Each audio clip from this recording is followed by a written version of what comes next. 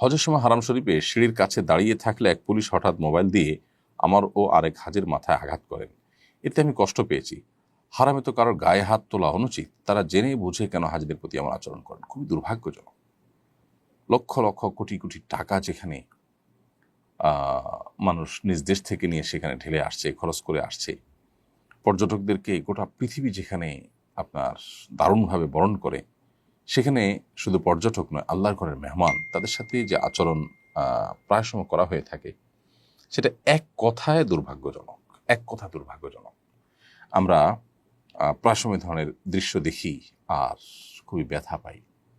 আমরা দোয়া করি আল্লাহ তাআলা সংশ্লিষ্টদেরকে হেদায়েত দান করুন, তাদেরকে আল্লাহ তাআলা বোঝার তৌফিক দান করুন, তাদের ভুলগুলো যারা বুঝে উঠতে পারেন।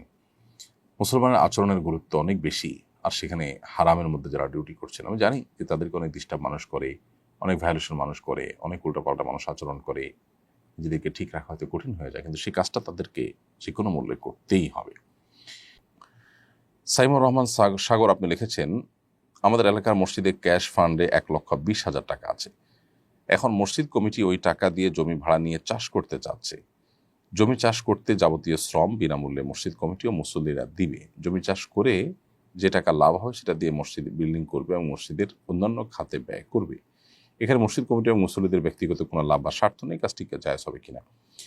যদি এখানে সেরকম কোনো আপনার মসজিদ লুজার হওয়ার আশঙ্কা না থাকে জোরালো, এবং আপনি যেভাবে বলছেন যে সবাই দিন শেষে সব সার্ভিস দিবে এবং সুফলটা মসজিদ পাবে, ইনশাআল্লাহ এটা জায়েজ হবে, এটা না জায়েজ হওয়ার কোনো কারণ নেই।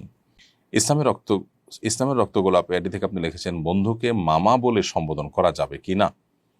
কাউকে রূপকর্থে মামা বলতে পারেন, শ্রদ্ধা করে বা অন্য কোনো ইয়েতে, যদি ব্যঙ্গ বিদ্রুপাত্মকভাবে না হয়।